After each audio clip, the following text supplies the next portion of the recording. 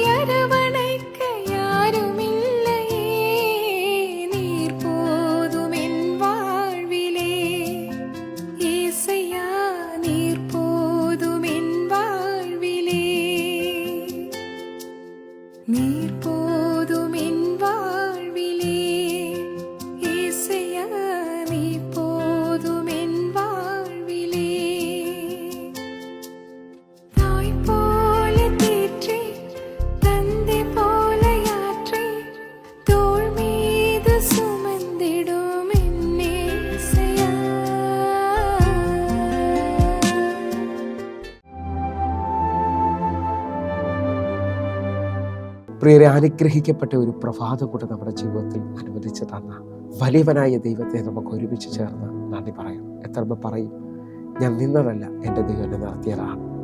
ഒന്നുകൂടെ പറഞ്ഞു കഴിഞ്ഞാൽ 2025 സെപ്റ്റംബർ മാസം 26-ാം തീയതി വരെയും എന്നെയും എൻ്റെ കുടുംബത്തെയും കണ്ണിലെ കൃഷ്ണമണി പോലെ സൂക്ഷിക്കുകയും വിടുവിക്കുകയും ചെയ്ത വലിയവനായ ദൈവത്തിന് നന്ദി പറഞ്ഞുകൊണ്ട് ഈ പ്രഭാത ചിന്തയിലേക്ക് നമുക്ക് ഒരുമിച്ച് അടുത്തു വരാം. നിന്റെ വാക്കുകൾ കൊണ്ട് അനുഗ്രഹം പ്രാപിക്കുക.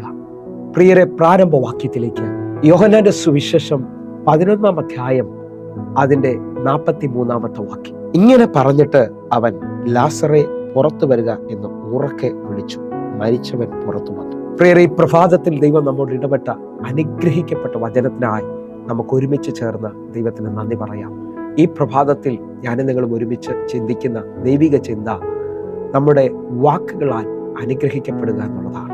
ഇതാ, ലാസറിന്റെ കല്ലറയുടെ മുമ്പിൽ നിന്ന് 4 ദിവസമായി നാറ്റം വെച്ച ആ കല്ലറയുടെ മുമ്പിൽ യേശു കർത്താവ് ഉറക്കെ വിളിച്ചു പറയുകയാണ്, ലാസറെ പുറത്തു വരിക. ആ വാക്കിനകത്ത് ലാസർ ഇതാ ജീവൻ പ്രാപിച്ച് പുറത്തു വരികയാണ്. അവസാനിച്ചു എന്ന് പറഞ്ഞ, എല്ലാം തീർന്നു എന്ന് പറഞ്ഞെടുത്ത് യേശുവിന്റെ അധികാരമുള്ള വാക്കിനകത്ത് ലാസർ ജീവൻ വെച്ച് പുറത്തു വരികയാണ്. നിങ്ങൾ വിശ്വസിക്കാമെങ്കിൽ നിങ്ങളുടെ കുടുംബത്തിനകത്ത്, നിങ്ങളുടെ തലമുറയിൽ, നിങ്ങളുടെ സാമ്പത്തിക വിഷയത്തിനകത്തെല്ലാം അവസാനിച്ചു എന്ന് പറയുന്ന എല്ലാ വിഷയത്തിനകത്തും അധികാരത്തോടെ ഞാൻ യേശുവിന്റെ പൈതലാണ്, ഞാൻ യേശുവിന്റെ മകനാണെന്നുള്ള നിലയിൽ ആ അധികാര വാക്കിനകത്ത് ചില നന്മകളെ വിളിച്ചു പുറത്തു കൊണ്ടുവരാൻ കഴിയുമെന്ന് ഈ പ്രഭാതത്തിൽ ഞാനും നിങ്ങളും ചിന്തിക്കുകയാണ്. ഒന്നുകൂടെ പറഞ്ഞു കഴിഞ്ഞാൽ, മർക്കോസിന്റെ സുവിശേഷം 11-ാം അധ്യായം അതിന്റെ 23-ാമത്തെ വാക്യം. ആരെങ്കിലും തന്റെ ഹൃദയത്തിൽ സംശയിക്കാതെ താൻ പറയുന്നത് സംഭവിക്കുമെന്ന് വിശ്വസിച്ചുകൊണ്ട് ഈ മനയോട് നീങ്ങി കടലിൽ ചാടുക എന്ന് പറഞ്ഞാൽ അവൻ പറഞ്ഞതുപോലെ സംഭവിക്കും എന്ന് ഞാൻ സത്യമായി നിങ്ങളോട് പറയുന്നു. എന്നെ കേൾക്കുന്നവരെ, ഈ പ്രഭാതത്തിൽ എല്ലാവർക്കും ആഗ്രഹമാണ് അനുഗ്രഹിക്കപ്പെടണമെന്നുള്ളത്. എല്ലാവരുടെയും ആഗ്രഹം അനുഗ്രഹമാണെങ്കിൽ ആ അനുഗ്രഹത്തെ എങ്ങനെ പ്രാപിക്കാമെന്ന് ബൈബിൾ ശ്രദ്ധിക്കാമെങ്കിൽ നമുക്ക് തിരിച്ചറിയാൻ പറ്റും. ചിലത് നാം പറഞ്ഞാൽ നമ്മുടെ ജീവിതത്തിനകത്ത് വെളിപ്പെട്ടു വരും. കാരണം നമ്മുടെ ദൈവം അവൻ പറഞ്ഞുകൊണ്ടാണ് സകലത്തെയും സൃഷ്ടിച്ചത്. നിങ്ങൾ വിശ്വസിക്കാമെങ്കിൽ നിങ്ങളുടെ ജീവിതത്തിനകത്തും പറഞ്ഞുകൊണ്ട് നന്മകളെ പ്രാപിക്കാൻ കഴിയും. ഈ പ്രഭാതത്തിൽ ഒന്ന് ശ്രദ്ധിച്ചു നോക്കിയേ. ഞാൻ നിങ്ങൾ ഈ 2ാമത് വായിച്ച വാക്യത്തിനകത്ത് ഇതാ ശിഷ്യന്മാർ അത്തി ഉണങ്ങിപ്പോകുന്നത് കണ്ട് ആശ്ചര്യപ്പെട്ട് യേശുവിനോട് സംസാരിക്കുമ്പോൾ യേശു കർത്താവ് അവരോട് മറുപടി പറയാണ്, ആരെങ്കിലും തന്റെ ഹൃദയത്തിൽ സംശയിക്കാതെ താൻ പറയുന്നത് സംഭവിക്കുമെന്നും തന്റെ മുമ്പിൽ നിൽക്കുന്ന മലയോട് വിശ്വാസത്തിൽ പറഞ്ഞാൽ അത് നീങ്ങുമെന്നും യേശു കർത്താവ് തന്റെ ശിഷ്യന്മാരെ പഠിപ്പിക്കുകയാണ്. ഇവിടെ നിങ്ങൾ ശ്രദ്ധിച്ചു നോക്കി, യേശുവിന്റെ വിശ്വാസത്തിന്റെ വാക്കിനാൽ അത്തി ഉണങ്ങിപ്പോവുകയാണ്. ഇതാ മാസങ്ങൾ വർഷങ്ങൾ തല ഉയർത്തി നിൽക്കുന്ന, ഇല നിറഞ്ഞു നിൽക്കുന്ന അത്തി ആ വാക്കിനകത്ത് ക്ഷണത്തിൽ ഉണങ്ങിപ്പോകുമെങ്കിൽ നിങ്ങളുടെ വാക്കിനകത്ത് നിങ്ങളുടെ വിരോധങ്ങൾ ചിലത് ഇപ്പോൾ അവസാനിക്കാൻ പോവുകയാണ്. നിങ്ങളുടെ തലമുറയെ, നിങ്ങളുടെ കുടുംബത്തെ നാളുകളായി കെട്ടിയിരിക്കുന്ന ചിലതിനെ നിങ്ങളുടെ വാക്കിനകത്ത് അവസാനിപ്പിക്കാൻ കഴിയും.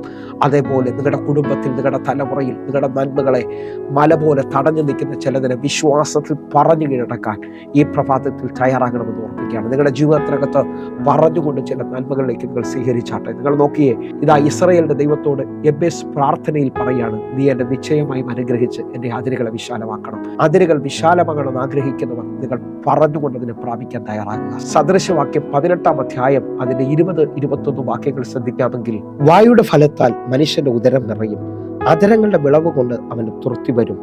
മരണവും ജീവനും നാവിന്റെ അധികാരത്തിൽ ഇരിക്കുന്നു, അതിനെ ഇഷ്ടപ്പെടുന്നവൻ അതിന്റെ ഫലം അനുഭവിക്കും. ഇതാ ബൈബിൾ വ്യക്തമായി പറയാണ്, വായുടെ ഫലത്താൽ മനുഷ്യന്റെ ഉദരം നിറയും, മരണവും ജീവനും അവന്റെ നാവിന്റെ അധികാരത്തിൽ ഇരിക്കുന്നു, അതിനെ ഇഷ്ടപ്പെടുന്നവൻ അതിന്റെ ഫലം അനുഭവിക്കും.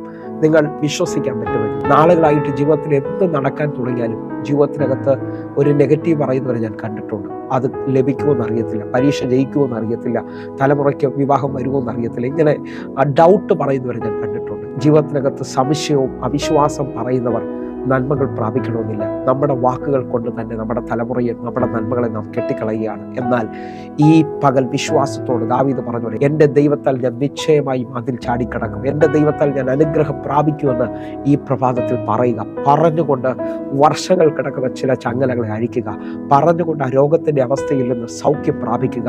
അവൻ്റെ അടിപ്പിണരാൽ എനിക്ക് സൗഖ്യം വന്നിരിക്കുന്നു എന്ന് പറഞ്ഞ് ഈ പ്രഭാതത്തിൽ നന്മയെ കാണാൻ തയ്യാറാകണം. നിങ്ങൾ ശ്രദ്ധിച്ചു നോക്കിയാൽ ഉൽപ്പത്തി പുസ്തകത്തിനകത്ത് രണ്ടാഴമേറിയ കാര്യങ്ങൾ കാണാൻ പറ്റും. ഒന്ന്, ഹല്ലേലൂയ, ഇതാ അബ്രഹാം തൻ്റെ ഏകജാതനെ യാഗം കഴിക്കുവാൻ പോവുകയാണ്. മോറിയ മലയിലേക്ക് കയറുമ്പോൾ തൻ്റെ മകൻ അബ്രഹാമിനോട് ചോദിക്കുകയാണ്, അപ്പാ, നമ്മുടെ കയ്യിൽ തീയും വിറകുമുണ്ട്, യാഗമർഗം എവിടെയാണ്?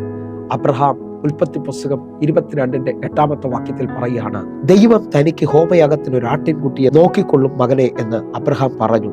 അങ്ങനെ അവർ ഇരുവരും ഒന്നിച്ചു നടന്നു. നിങ്ങളുടെ വിശ്വാസത്തിൽ നിങ്ങളുടെ തലമുറയെ നോക്കി, നിങ്ങളുടെ കുടുംബത്തെ നോക്കി, നിങ്ങളുടെ ഭർത്താവിനെ നോക്കി, നിങ്ങളുടെ ഭാര്യയെ നോക്കി ഒരു നന്മ പറയുമെങ്കിൽ, വിശ്വാസത്തിൽ പറയുന്നത് ചിലത് സംഭവിക്കാൻ പോവുകയാണ്. വിശ്വാസത്തിൽ പറഞ്ഞാൽ പച്ചവെള്ളം വീഞ്ഞാകാൻ പോവുകയാണ്. വിശ്വാസത്തിൽ ആഴിയെ നോക്കി, ശൂന്യതയെ നോക്കി നീ പറഞ്ഞാൽ അടുത്ത മണിക്കൂറിൽ നീ നിറവ് കാണാൻ പോവുകയാണ്. നിന്റെ ജീവിതത്തിനകത്ത് അത്ഭുതം സംഭവിക്കാൻ പോവുകയാണ്. ഇതാ അബ്രഹാം പറഞ്ഞുകൊണ്ട് തൻ്റെ മകന് വേണ്ടി ആ കരുതൽ കാണുകയാണ്. നിങ്ങൾ വിശ്വസിക്കാൻ പറ്റുമെങ്കിൽ നിങ്ങളുടെ ജീവിതത്തിനകത്ത് ഈ പ്രഭാതത്തിൽ പറഞ്ഞുകൊണ്ട് ചില വിടുതലുകൾ നിങ്ങൾ കാണാൻ പോവുകയാണ്. എന്നെ കേൾക്കുന്നവരെ, ഉൽപ്പത്തി പുസ്തകം 32-ാം അധ്യായം 26-ാമത്തെ വാക്യത്തിൽ യാക്കോബ് ദൂതനുമായി വെല്ലുവിളിക്കുകയാണ്. ആ വാക്യത്തിലേക്ക് നമുക്ക് വരാം. എന്നെ വിടുക, ഉഷസ്സാകുന്നല്ലോ എന്ന് അവൻ പറഞ്ഞതിന് നീ എന്നെ അനുഗ്രഹിച്ചിട്ടല്ലാതെ ഞാൻ നിന്നെ വിടുകയില്ല എന്ന് അവൻ പറഞ്ഞു. നമ്മുടെ വാക്കിനകത്ത് അനുഗ്രഹങ്ങളുണ്ട് പ്രിയരെ. നമ്മുടെ അധികാരത്തോടുള്ള വാക്കിനകത്ത് ഇന്ന് ചില ദൈവിക നന്മകൾ അനുഭവിക്കാൻ പോവുകയാണ്. നാളുകളായി യാക്കോബ് എന്ന പേരിൽ, ബായി എന്ന പേരിൽ അറിയപ്പെട്ടവൻ ഒറ്റ രാത്രി കൊണ്ട് ദൈവദൂതനുമായി വെല്ലുപിടിച്ച്, അല്ലെങ്കിൽ ദൈവത്തിൽ നിന്ന് നന്മ പ്രാപിക്കുകയാണ്. അന്നു മുതൽ അനുഗ്രഹിക്കപ്പെടുന്ന, അനുഗ്രഹിച്ചവന്റെ പേരായി, ഇസ്രായേൽ എന്ന പേരായി യാക്കോബിന് മാറുകയാണ്. നിങ്ങൾ വിശ്വസിക്കാൻ പറ്റുമെങ്കിൽ ഈ മണിക്കൂറിൽ നിന്റെ പേര് മാറാൻ പോകുക. രോഗിയെന്നും കടക്കാരനെന്നും പ്രശ്നക്കാരനെന്നൊക്കെയുള്ള ശാപമെന്നുള്ള പേര് മാറാൻ പോകുക. നീ ഒരു അനുഗ്രഹമായി നിന്റെ വീട്ടിൽ മാറാൻ പോകുന്നു.